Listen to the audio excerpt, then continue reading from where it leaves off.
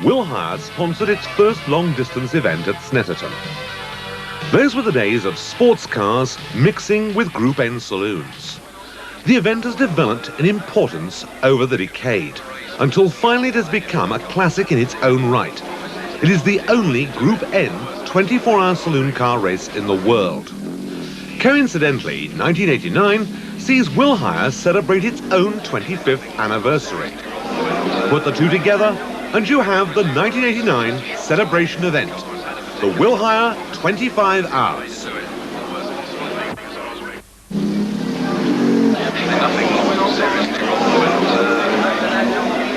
The Willhire 25 Hours is a round of the Uniroyal Production Saloon Car Championship, and all the major contenders are here.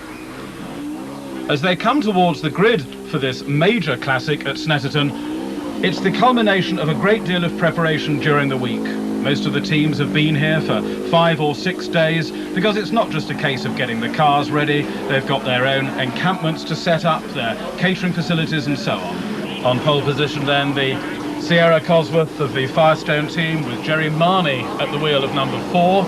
Alongside him, number 12, Slim Borgard, will be starting the Firestone team's Sapphire Cosworth. There's Slim, the famous Swede, talking to Mark Hales, of course, the man who'll be sharing Jerry Marnie's car later in the race. That's Jerry just getting his thoughts together before the start of this 25-hour classic. Car number 5 with Keith Odor at the wheel. He'll be starting the Castrol car. He and Mark Hales have been having a terrific battle in the Uniroyal Series this year. And here's Mike Smith and Rob Gravitt's Sapphire Cosworth, the first appearance by these two in the Uniroyal Series this year. Rob Gravitt's starting in the race. And of course they all line up behind the British Racing and Sports Car Club's Sapphire Cosworth pace car. Green flag, the all-important warming up lap. And it is important because, strangely enough, very often you get a drama on this warming up lap, which goes on all the way through the race. Let's just hope nobody gets any dramas this year. We've seen people actually go off the line with overheating, in fact, on the first warm-up lap. And somebody there has got a drama. Robin. Yes, it's the Alan Hassel, Josh Sadler, Gideon Hudson, Norman McRoberts Ford, and they're in the pit lane simply because they didn't get out before it was closed, so it's not a mechanical drama for them. Well, mechanical dramas are plenty. At the moment, everybody bright and chirpy, but give it an hour or two. The grid all together, the pace cars pulled off and straight into the lead. One of the Firestone cars, very determinedly. Yes, it looks as though it's going to be Jerry Marnie who leads into the first corner. Yes, it is, in the hatchback car with the second of the Firestone cars next up behind him. That's Slim Borgard. And the third car to go through there was Keith Odor in the Castrol Syntron X Sierra Cosworth. So those cars with their powerful turbocharged engines right at the head of the field. In car with Nick Wales' BMW, and you'll notice the BMWs are going to be an awful lot closer to the Fords because they'll be running with reduced boost in this race. What they do with the boost in a normal Uniroyal race, I don't think anybody really wants to talk about, but they wouldn't dare do it in a 24-hour race. No, that's right. They've obviously got to be very careful. And those of us who've been here for the qualifying, it's so hot, Neville, and that's going to make a lot of difference. The ambient temperature really does have an effect. And they're just going through into third place. I believe that was Rob Gravitt. Yes, it is. Up into third place goes Rob Gravitt in the car he's sharing with broadcaster Mike Smith. Now, normally this car is beautifully prepared, and I would say if I was going to put money on a car to be there at the end of 24 hours, it's that one. Well, both Smith and Gravitt, of course, are previous winners of the event. Mike won it with Lionel Abbott, but now we're in car with the race leader, Jerry Marnie, in the Firestone Sierra. And you see how they clip the curbs as they come through Russell Bend there, up past the pits on the right. A quick glance to see whether there's a pit signal for him. Along the straight, down the gears into the first right-hander, and here we see he's not pulling out any sort of lead, but then nobody's going to be treating this like a sprint race. After all, there's 25 hours to go. Lionel Abbott has moved up in the Saab there. Interestingly enough, this is the only other contender really in Class A, much heavier than the Cosworth, and Jerry Marnie getting away from them a little bit up front, but not by very much. Notice how much softer that suspension is than that we see on the Group A Sierras when we're looking at cars, in-car pictures from the British Touring Car Championship. Certainly, Neville. I mean, I can testify personally to that, having been driven round Snetterton last year by Tony Lanfranchi in one of these Cosworth Sierras. And it was simply the impression of being driven very quickly in a road car. I didn't get the hard suspension, the sort of drumming that I've had being driven in other competition cars. this stage of the race. You'll notice when he brakes, everything's nice and smooth. Watch a bit later on. If we've got cameras in car and they all last out, well, then you will see that this will begin to wear and begin to pit a little bit, and the braking will become uneven. But right now, Jerry Marnie having a nice smooth ride up there. Yes, going through Corham, the right-hander there, approaching. You just catch a glimpse to the right of where the entrance to the pit lane is. Here he comes, though, through Russell, still leading, the second of the Firestone cars behind, and Rob Gravitt, already a winner of a couple of rounds of the British Touring Car Championship this year, coming through in third place. There, number 13 is Steve Monk in his Sapphire Cosworth, running very well. Not normally one of the front runners in the championship, but quite high up the field here today. Okay, head off on the third lap now. Although, as we see here, only a few laps into the Willhire 25 hours, the supremacy of the Cosworth beginning to show, as those four cars at the head of the field, Marnie, Borgood, Gravitt and Oda, are indeed pulling away from the rest of them, not only the rest of the Cosworths, of course, but also the BMWs too.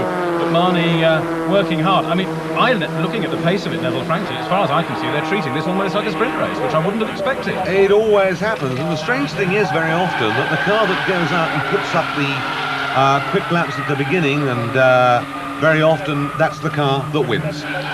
Well, yes, that certainly was the case last year. In fact, the man we see there now, which is Graham Scarborough, who was teamed up last year in a Cosworth with Lionel Abbott, now sharing the Saab with him for this year. It was the very rapid pace that their Cosworth set right at the start of the 1988 race, which was very much contributory to their final victory. Yes, normally during practice what the teams will do is to establish a lap time that each driver can do reasonably easily, which they believe to be within the capability of the car to go on doing all day, literally. Once they've established that, that's the pace at which they normally would run the race. But it doesn't always work like that when you get, if you like, the battle of the egos in the first hour and a half. Well, no, that's right. And of course, with such splendid weather, we have a very, very big crowd at Snetterton for the 1989 race. And certainly that's something to play to as well. But I mean, this really is just like a 10-lap around Brands, you know, looking at it as they come. Rob Gravitt particularly there in third place in that red Sapphire, a car that Smith and Gravitt have prepared at their Trackstar base where they normally prepare their British touring cars. And oh dear, oh dear, Neville, look at that. Yes, they're already starting Lappery, one of the little Suzuki Swifts at the back of the field, suffering and being engulfed at the moment by Cosworths, and all four of them up and past him now. Yes, they are, and look, it's Gravitt up into second place there. Car number 2 in the midst of that Lappery there on that previous lap. Gets past Slim Borgood in the Sapphire from Firestone and is up into second place.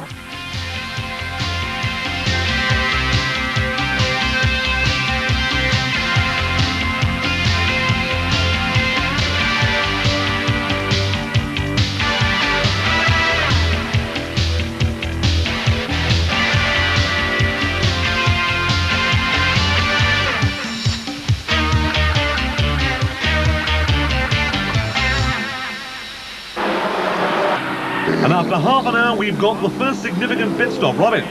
Yes, this isn't a pre-planned stop, I shouldn't think. We check it out and we find that the problem here is a minor fuel leak for Graham Scarborough in that Saab. Team manager there wearing the blue tabard, Ed Abbott, the brother of Lionel, the driver. And no doubt Lionel in the back of the pit, carrying on a watching brief at the moment. But they're not the only people in trouble. We've got another caller here. Yes, this is Holman Blackburn in one of the Sierra Cosworths. They're putting fuel in it there. I don't really know. I wouldn't have expected that to be a pre-planned stop so early in the race. They're working on the car, though. It's up on its jacks. Yeah, well, if you're going to have a pit stop at whatever stage, you might as well put fuel in, because it's going to elongate your stop. And that's the breather, actually, there, I think. And we've got a whole pile of fuel on the floor. Always a problem here. Pits rebuilt last year for this race, really specifically. And they're probably one of the very few sets of pits, with the exception of Silverstone, that are really big enough to accommodate a long-distance race like this. But this is the battle at the front still. Yes, it is indeed, and as you can see, everybody is in among the slower cars. The Sapphires and the Sierra Cosworths there, the Firestone, Castrol and Shell cars, all of them with their respective drivers trying to hold on to those leading handful of positions. But Jerry Marnie is way ahead of this battle. Oh, and Gravitt gets elbowed down to fourth place there by Keith Odor. But Gravitt, a very experienced racer, formerly an MG sports car racer, of course. but certainly putting all his experience to good use here today.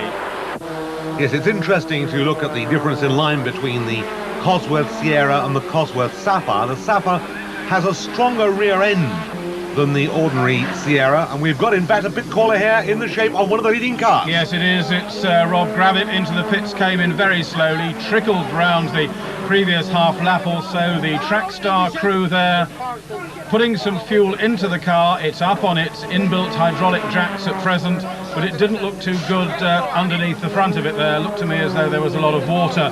Now, if he's run wide on the circuit somewhere, if perhaps he's picked up some debris, then he might have a radiator problem. And Neville, it looks to me as though there's some rather nasty and ominous steam coming out from under that bonnet.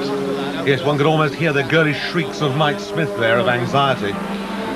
Well, yes, indeed. Mike runs across from the motorhome to try and see what's going on. And one of the leading cars now, Keith Odor, in the pits. We're beginning now to move into the pre-planned pit stops.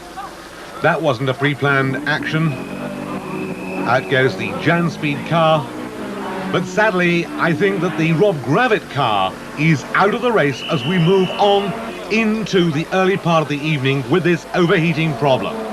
Yes, I mean, they're still working on the car. There's Mike Smith with a plastic bottle of water to let Rob have a bit of a drink, because, of course, it's very hot inside that car. The Mercedes, which always runs so strongly in these endurance races, that's in the pits at the moment as they change drivers. Ian Flux there, who did the first stint, out the car goes once again. And they made their competition debut, actually, in this very race 3 or 4 years ago. Now up to 2.5 litres this year as opposed to 2.3, which was the original capacity. But the Firestone car in. This is the Sapphire version, the booted version, as we're saying, a stronger rear end. They never properly homologated these cars for Group A, I think primarily because the World Touring Car Championship fell over after a year. They will, I think, probably homologate them when they go to an exciting new model they've got, the 1990, which is the four-wheel drive version. Yes, and I suspect that they're not going to be the only people coming up with four-wheel drive versions. Well, there's Rob Gravitt moving up the pit lane in car number 2. Now, does that mean he's going out to rejoin the race? We'll have to wait and check that. Some of the smaller cars going through. The battle between the Volkswagen should be an interesting one, and of course the BMW battle we've already referred to, number 17 there, is Frank Condell. But let's have a look at the 3-hour position here at Snetterton. Well, with 130 laps completed in the first 3 hours, car number 12, Mark Hales and Slim Borgood, is in the lead. Car number 5, Odor, Williams and Taylor in second place.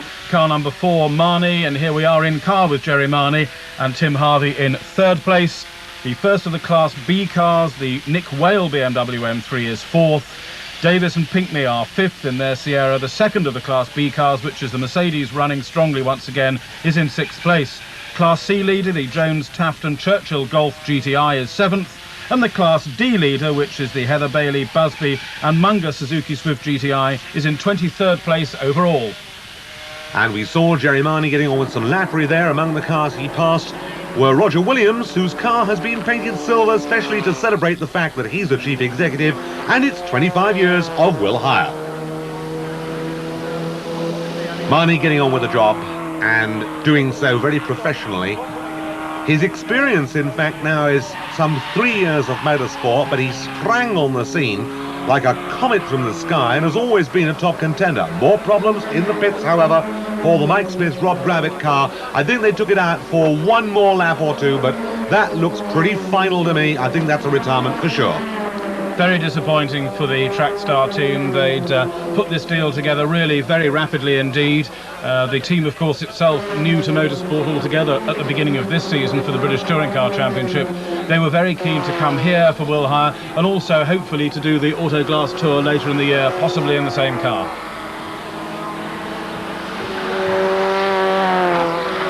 That looks suspiciously like Barry Williams, the 50-year-old Bromyard, bionic brain from Bromyard at the wheel of that, who came in for Jeremy Walton, incidentally.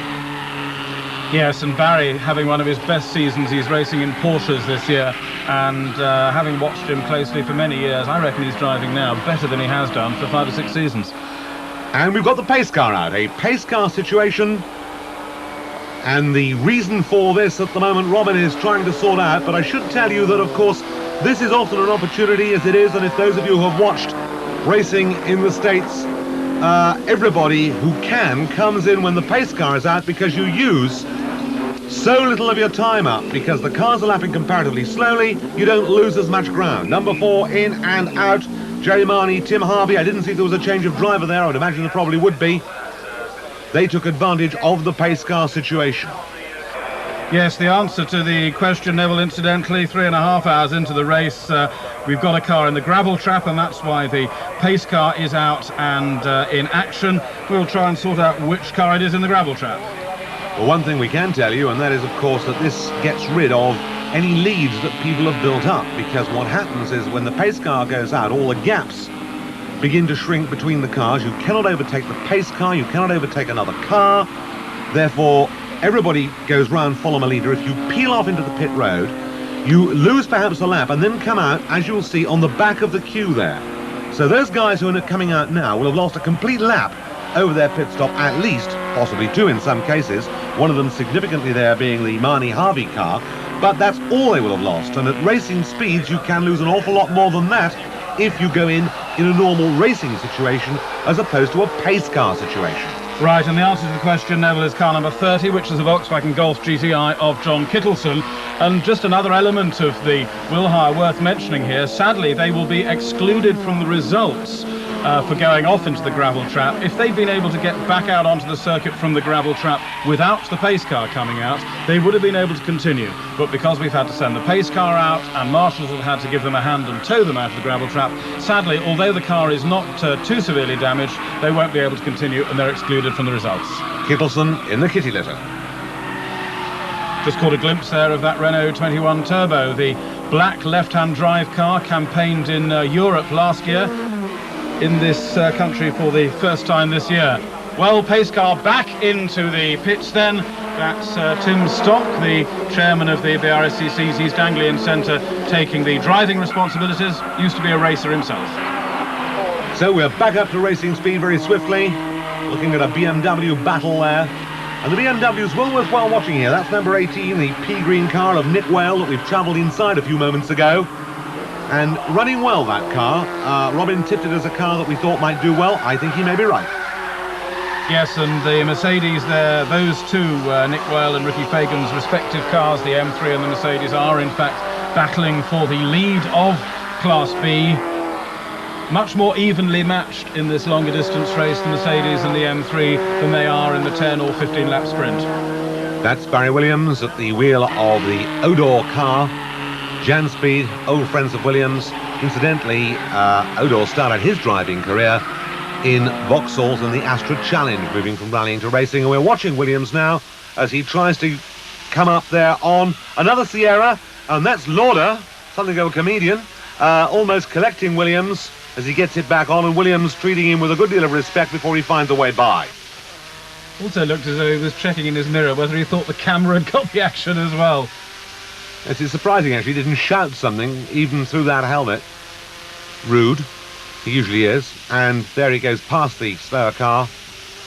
Williams with a vast experience. He's celebrating 25 years this year since winning the Welsh Rally.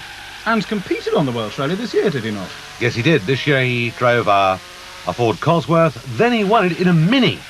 I thought he won it in an Austin A35. No, that's his mother's shopping car. They've still retained it, and he uses it on the RAC Golden 50 and various things like that. But it's only done about 35,000 miles.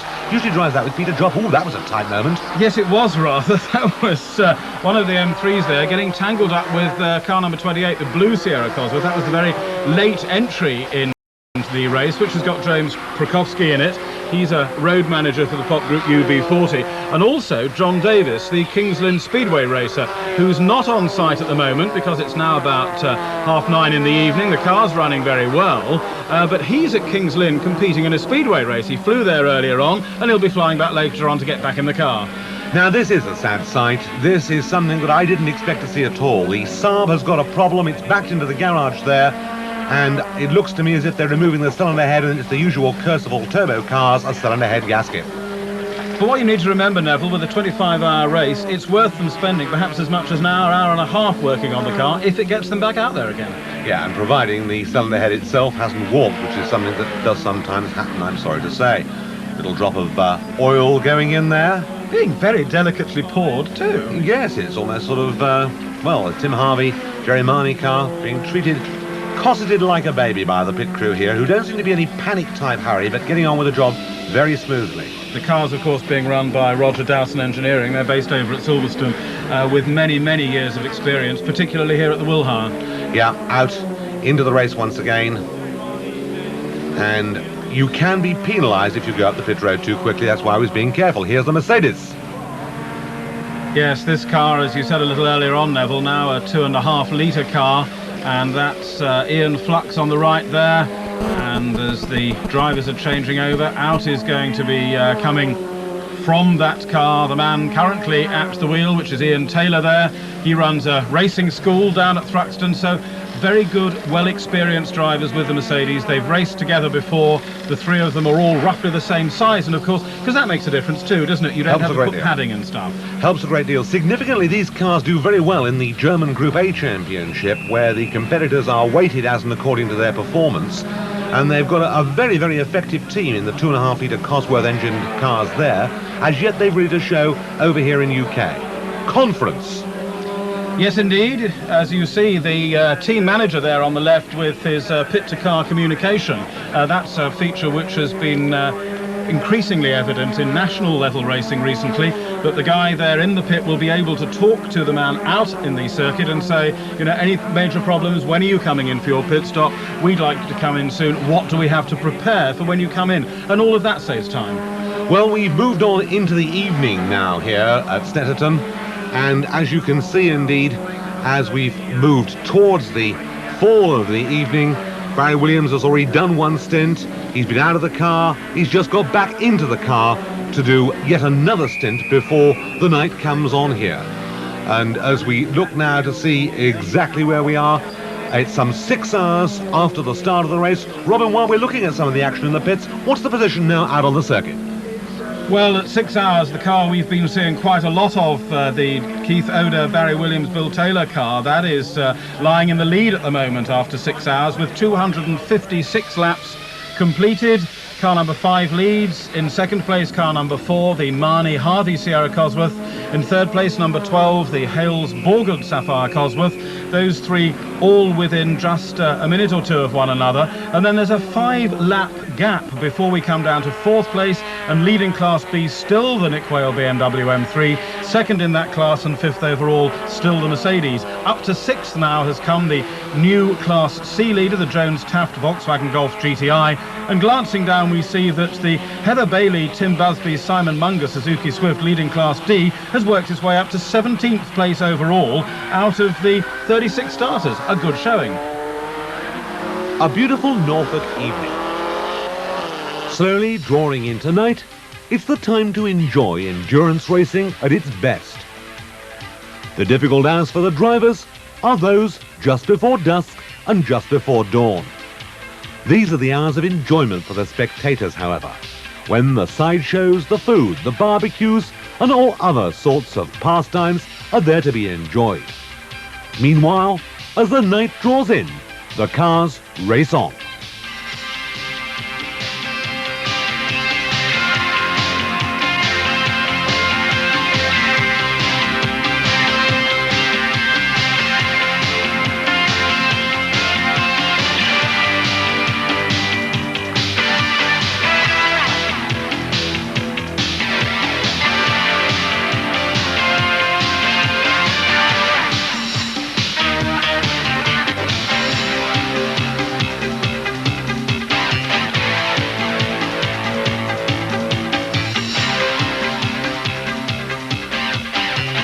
Rejoin us at the Willhire 25-hour race after the break as the cars race through the night and into Sunday morning.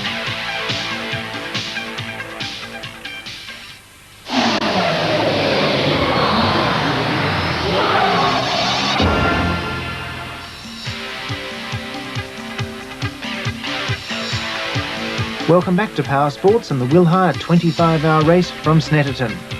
It's the middle of the night and the leading cars are in for pit stops as we rejoin Robin Bradford and Neville Hay.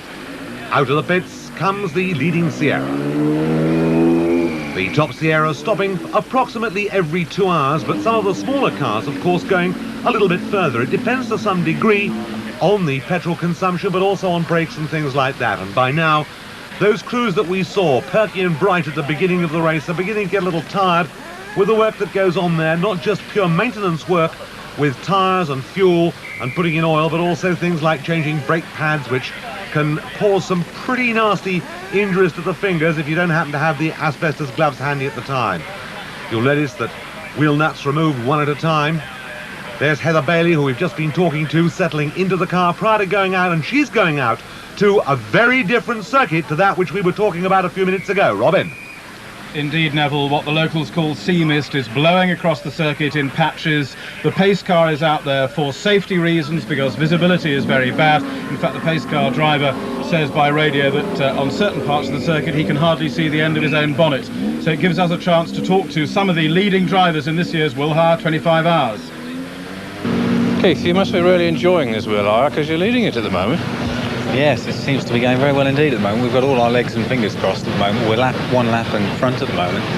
Cars showing no signs of problems at all. Brakes, batteries charging well. Fuel consumption's not as good as we'd like. We're only able to stay out there for 2.25 hours. We'd like to extend that. So hopefully if we can get a deficit of a lead, we can then pull back on the revs, maybe get the fuel consumption up a bit and stay out there a bit longer. Well, everybody's coming in quicker than they thought they were going to, isn't it? Everybody said every 2.75 hours, but nearly all of them are coming in at 2.25 or 2. They are. I think a lot of the reason for that is the pace we've set ourselves. Both us and the Firestone car, we're all putting in a very hard pace, and you're having to drive it like a sprint. And I think from a driver point of view, it's just about taking everything out of us. If Keith Edor is feeling the strain of his first 25-hour race, one man who did 24 hours at Le Mans last week was Tim Harvey. How's his Sierra going now? Tim, you're going well, but you have had your problems, haven't you? Yeah, we've had a brake caliper seize up on us, which cost us about 20 minutes in the pits, so we lost quite a few laps there. We were also stopped for possibly losing fuel, but in fact it wasn't, so we've had a couple of stops in the pits we didn't need. Apart from that, the car's going very well. What's it like now? Because it's got awfully misty in the last half an hour or so. Well, it came down ever so fast, and from one lap to the next you weren't quite sure what you were driving into, but I tried to use it to make up some time rather than anything, but it's no fun at all now for racing. There's no way they could go at full speed now. How long will this last, do you think, till it gets light? Well, I don't know, till the weather warms up or it lifts or it blows over, but I can see it being out there for some time.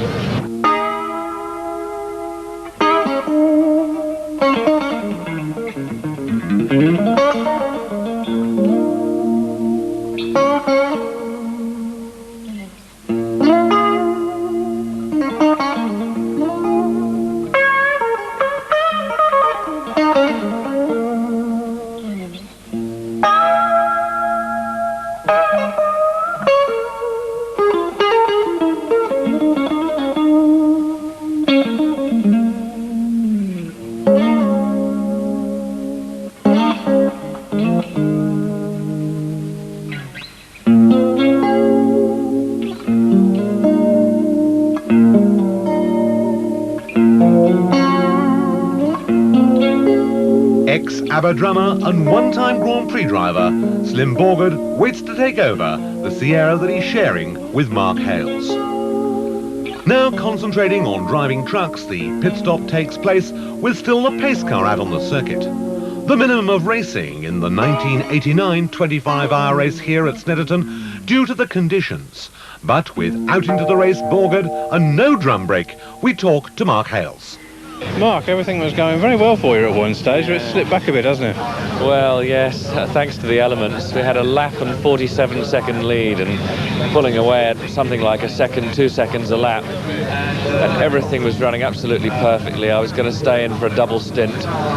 And the fog came down. I actually went off the circuit very briefly. I couldn't see a thing. So it's absolutely the right decision to bring the pace car out. But it's a lot of hard work gone out the window.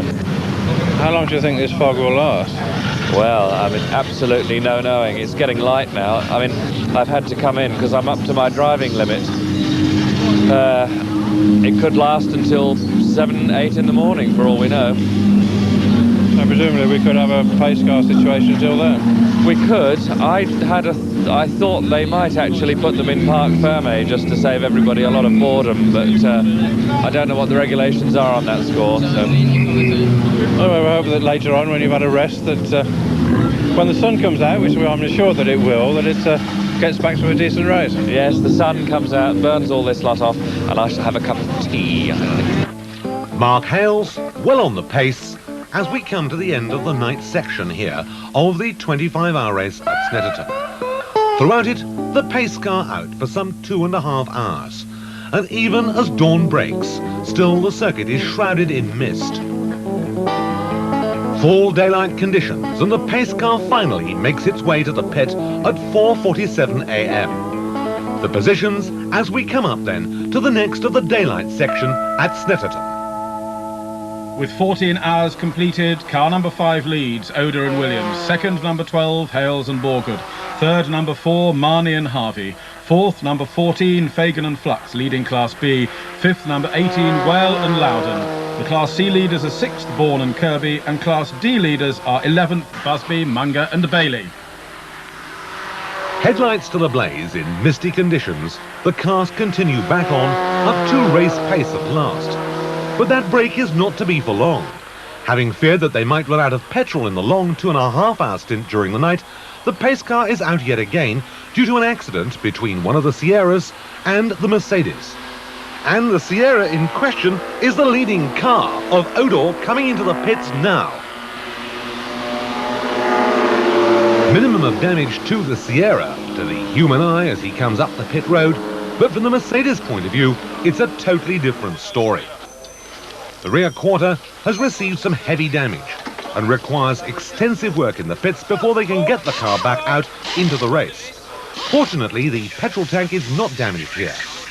Meanwhile, after skilled work with a very large hammer, the Keith Oda Ford Sierra number 5 is ready to leave the pits. So despite the most serious accident in this year's Willhire 25-hour race, neither car retires. Good news for both of them, of course, because they're both running within the top half dozen. Back out, up the pit lane, slowly, very sensibly too, because you get docked a lap. The Mercedes takes just a little longer to get out of the pit lane, but if I know the Fagan, Flux and Taylor team, that car will still be running at the finish. The cheery outline of the Michelin Man emerges from the mists as the spectators who have camped out overnight wake up to get their breakfast. Aside from its camping facilities, Snetterton now boasts a fine new restaurant, which many of the drivers out there in their cars, I'm sure, would welcome their turn to go into for breakfast. In the lead now, car number 12, the Mark Hales car that we saw on the front row at the beginning of this race, and going superbly. Throughout the night, they've survived to stay out of trouble, and now, following the accident between the Mercedes and the Ford of Odor, hold a commanding lead in the race. Quite a lot of retirements, however, during the night. We've lost some of the front runners we thought might be going to do well in this race. We lost, of course, Smith and Gravitt very early on, but more recently we've lost the Lauder, Wilson, Sapphire, Krukowski and Davis. Now that car's been sitting out on the side of the circuit for many, many hours as John Davis, the Speedway racer, has been working to try and get it back running again. We still do not know whether it will be. Still running also the Sierra as opposed to the Sierra Sapphire of the Firestone team, and going well at that. Yes, a little bit of flame out there as they come under the bridge round the very famous right-hand corner through the bomb hole, as it's known. Snetterton, of course, used to be a USAF base during the war, and that is where the bomb arsenal was, hence the fact it's called the bomb hole. So, throughout the night, many cars have survived to fight another day. In Class C, last year's winners, Nick Bourne and Rob Kirby, have once again been dominant in their Northway Garage Volkswagen Golf GTI. This car running very, very steadily indeed, and it's been in the top 10 for nearly the whole race. A while some further close battles continue on the track there, with the Odor Ford now trying to pick up places following its stop just ahead there of the Mercedes with which it was involved. What's the position in Class D, Robin? Well, once again, a repeat of last year so far, which is the same Suzuki Swift as won the class last year with Tim Busby, Simon Munger and Heather Bailey. They nearly got into the top 10 in that car at one point in this year's race, which is quite a remarkable achievement. They're lying in the middle of the teens, so to speak now, but still comfortably leading the class. This is the Class C leader in the pits for further attention. Of course, you mentioned earlier on that they probably don't have as many pit stops as the bigger cars. One of the reasons, of course, being that there's not so much pressure on brakes with these smaller cars, and they can go for much longer before they need to have their brakes changed. The Golf GTI, a reliable car and a very prolific winner in production saloons now for 4 or 5 seasons. Most of the cars taking part in the 25-hour race here at Snetterton have got radio contact with the pits, and you can be sure that as the Odar car comes in now, the pit has already been advised prior to its arrival as to what the problem is, should there be anything else other than the normal pit stop to take place. When we get towards the closing stages of an event like this, you sometimes get the dash and splash style of pit stop, which is really just to make sure they top up a little bit with fuel, because there's obviously nothing more irritating than running out of fuel half an hour before the end of a very long distance race. The closeness of the battle for the 25-hour race in the Willhire this year is reflected in the fact that not this year are we seeing, as we have in the past, the opportunity of the leading cars in the class to come in and have the car literally washed prior to the end of the race. That's something we've seen, and I know it's something that was very noticeable at Le Mans. The Mercedes on their final pit stops, when they took their Le Mans victory, I noticed that the badge gets cleaned. Race positions after 20 hours. The Borgard Hales Ford Sierra leads from the Williams Odor car, Marnie and Harvey, Fagan, Flux and Taylor and the Mercedes leading their class, and Bourne and Kirby leading theirs. Well, Luden and Khan running well, but not able now to get onto terms, while in 12th place overall is the Class D leader, and that's the car that Heather Bailey's driving. Heather, of course, an instructor at the Snetterton Racing School as well, so she puts her talents to very good use. Interestingly, when she competed in the Willhire last year, it was her first ever saloon car race. This is her second ever saloon car race. The sun shines on the 25th anniversary of Willhire and the 25-hour race here at Snetterton. And not for the first time in 1989, it's sun cream on the flesh of the exposed spectators and trying to find somewhere to keep cool as opposed to finding somewhere to get a suntan. Not the case, however, if you're driving a car. No, the cockpit temperatures in something like this Sapphire Cosworth, the car leading the race at the moment, anything up to 120 degrees, and that's pretty hot, particularly when you're wearing your triple layer Nomex fireproof wear as well. Well, this is the job that everybody hates. It's the change of brake pads, and it's not something that any mechanic in any long-distance race relishes. It's completed, however, and the door is shut, and we wait now for those few seconds before the Firestone car leading the race gets back in. And his lead, incidentally, is not a large one, because already some inroads have been made due to the pit stop, yes, but also due to the pace of the second-place car, now in the hands of Barry Williams. Easy to identify Barry at the wheel of this car with its rather sideways style as he presses on. Those two cars are in fact the other way round, if you see what I mean. The car in front, the Castrol car is in second place, the Firestone car behind in the lead, but Barry desperately trying to get back onto terms and try and pull out an advantage as they go, chasing all the while. Interesting that for the bulk of this race, and we've reached lunchtime on Sunday now, the cars have been separated by little more than 2 or 3 laps throughout the time, and that shows just how evenly matched they are and just how many strides have been made with these Cosworths, which when they first came into production saloon car racing were very troublesome and suffered a lot of unreliability. Meanwhile, the Whale BMW is back in the race, some distance behind the Mercedes, and still, in spite of the state of the Mercedes, unable to catch up. But just let's watch the Odor car now as he struggles to make up ground on the leader. This is spectacular motor racing, and not after 5 minutes. Barry Williams at the wheel of that car. As you see, he's now been passed by the Firestone car, so his efforts to pull ahead and sort of unlap himself, that hasn't come off. But these two very, very closely matched indeed. Terrific battle to watch. Very sideways Williams style too. And so the leading Sapphire, reeling off the laps here in this anniversary race, and still determined to carry on holding sway in a race of exchanging fortunes, which has seen the pace car out for longer than we've seen it at any time. but Williams still hustling along there, getting sideways once again with the more conventional Sierra. Yes, last year's Willhire 24-hour race, it passed the 1,000 lap mark for the first time. This year there was some talk during the night as to whether it would even reach 1,000 laps within 25 hours. When the pace car is out, the average numbers of laps during the hour comes down to about 22, whereas at race speed it's in the mid-40s. Busby has flown into the pits, car number 35, and very much at the head of its class. Yes, with a multiple lap advantage over the rest of the Suzuki Swifts. They're all Suzuki Swifts in this class, in fact. Alistair Davidson, the man who won the championship last year, is in the new shape Swift, but he sadly retired into the gravel trap earlier in the day. Very hot brakes, even on the little Suzuki. Get the old pliers out.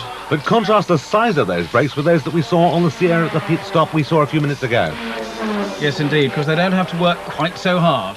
Now, the question of the weight of the car does play its part in what's required to stop it. Heather Bailey in that all-important conference with the team in regard to the state of the car. Tim Busby to take over as they go into the final hours of the race here at Snetterton. Wheels going back on, and Busby at the wheel of the car that's leading its class by a huge margin.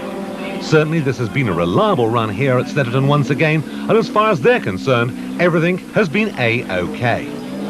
The situation, however, between the Sierras has changed somewhat since the early hours of the race. Once it was a three-car battle, but out of it now has gone one of the three cars in contention. Jerry Marney and Tim Harvey have slowed their Sierra Cosworth with an oil leak. This car, you may recall, was the one that was involved in the incident with the Mercedes. They're trying to struggle their way back up into contention, and Williams has just come in at the end of a long, hard stint. They've chosen to run with three drivers, and oddly enough, this seems to be the choice of most of the competitors in the 25-hour race this year. Some prefer to run with just two, just having two people to deal with the car and the changes that take place during the race, and feel that the extra driver can make the difference between success and failure. Whichever way you do it, however, racing over this kind of distance is a tremendous strain. For a 50-years-old veteran such as Williams, it shows in his face. Oh dear, it not work. We've got a handling problem since the middle of the night. But Keith had a bit of a coming together with a Merc. And the car's not handled very well ever since. We don't know what's meant, we can't see it, but it's like driving a go-kart. I didn't know there was ice here. It was down by the bumhole, wasn't it? Everywhere, it doesn't steer anywhere. No, when you hit Fagan, it was down by the bumhole. Oh, was it? I don't know. I have to look. Could be, yeah. But anyway, you know, it's a long race. Barry says it's a long race, and he's right. And as the leading car comes into the pits for one of its final stops, a quick review of some of the dramatic trauma that's occurred to many of the teams. More retirements in this race than in a Willhire for as long as most people can remember, starting right way back just after 17 laps when the Steve Monk Sapphire Cosworth departed. Largely it's been the heat that's caused the departure of other cars such as the Smith and Gravett Sierra, the Yates Marshall Lanfranchi Sierra, all of those cars having problems with either overheating or attendant problems. And also a number of cars which went off into the gravel traps, and they get excluded from the results too. We lost 4 that way this year. Nick Whale back in the fight ahead of the Mercedes in this picture, but of course a few laps behind it in reality. Williams' car there that he's been sharing with Keith Oda. Williams back at the wheel again now for this very final stage. The British Racing Drivers Club member, one of the most popular and talented of all our saloon car racers. The Northway Golf there that's held sway in the 2-litre class virtually since the beginning of the race, on its way hopefully to repeat its class win from last year. The challenge of Saab in the 1989 25-hour race here fell by the wayside as we saw, with a problem with the car, first with head gasket and then in fact with the head getting slightly out of tune. In a situation like this, there's nothing that the team could do. That car too has been a retirement, but I'm sure that having watched it during the course of the year begin to develop, it's a challenge that will come back in the long distance races in the future and will probably feature in the Willhire in 1990. Indeed, the Abbott Racing team who run that car are hoping too that they'll be able to make it go quickly enough in the sprint races as well. There's the Mercedes, which has been battling for Class B with Nick Wales' BMW M3 since the start, and despite its very sorry state indeed, looks as though it may well be on its way to a class win. Yes, extensive damage there, but nevertheless the car soldiering on, albeit, as we've said, with no real problems apart from that to the body. Nick Wales' BMW M3, of course, running on unleaded fuel, one of the very few cars in this race that does. Through comes that speeding Sierra once again.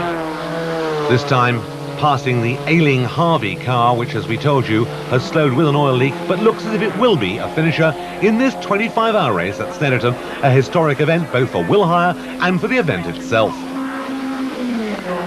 The long haul is nearly over. We're coming to the end of 25 hours at the Norfolk circuit that has been such a grueling contest in the extreme heat that has been suffered during the course of 1989. If the extensive presence of the pace car has slowed down the winner's speed, certainly it's not slowed down the speed of the consumption of ice cream and of cold drinks. As the second-placed car passes us by once again, Barry Williams enjoying himself. Now he's out of the car for good, and there Roger Williams in the glasses, second from left, the man who sponsors the race and has also competed in all 10 of them, is there ready to do his duty at the end, which is always to wave the checkered flag. Fastest lap to their credit too. Here they are then, the Class D winners on the presentation truck. Simon Munger, Tim Busby and Heather Bailey. From Class C, Rob Kirby and Nick Bourne. Those two combinations winning their class for the second year in a row. Class B winners, Ian Flux, Ian Taylor and Ricky Fagan, delighted with their victory. And the overall winners of the 1989 Willhire 25 Hours, being interviewed there by Gary Champion, Slim Borgard and Mark Hales. Slim with his back to the camera, and Barry Williams is always in there somewhere. Determined to have his kiss of victory as we wait for the traditional champagne to flow. Mark Hales there, the beard looking a bit tired. There goes the champagne. And down they go in a moment or two to pose for photographers, with Williams trying to keep out of the way of getting himself wet, as does every sensible cameraman. Heather Bailey posing in the middle there of the class winners and the overall winners as we talk to the men who won. Congratulations, gentlemen. That was a cracking race. You had to fight all the way through for it. You must be very pleased with that. In fact, we've just been sort of standing looking at each other. Neither of us can actually take it in. It's Slim's first endurance race. I mean, although he's vastly experienced, he's never actually done an endurance race. He's been entered for Le Mans many times, but never actually made it for one reason or another. So to turn up for the first one, the first Willhire, and to win it, yeah. And I must say, Slim did a fantastic job. He was very, very quick in the night, looked after the car, got on with everybody. I can't thank him enough. Come off, you're back. Slim. Well, I can't thank him enough. He put both cars on pole, and you know, I could start from up there, and it was a nice run. I got friendly with the car, and I really enjoyed it. Fantastic. I really enjoyed this endurance race. So you think you might come back next year? Yes. I mean, I'm pleased to run with a good team as well. You know, that makes a big difference. Well, this is all about teamwork, isn't it? Absolutely, yeah. And every little man counts, and good spirit.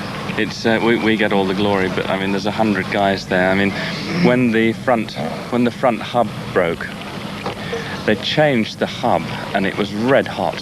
It was fantastic, the speed they did that.